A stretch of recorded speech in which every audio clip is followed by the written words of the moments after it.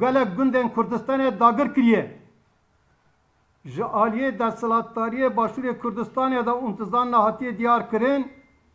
Ji aliye darvayı Mahmur Şangale neziki 500 günden Kurdistan'a hatiye dagır kirin. Ji gündiyen Kurd haraca digre. Hort u zarokê Kurdan diravîne û dide kuştun. Destberdana siyaseta başvura Kurdistanê dike.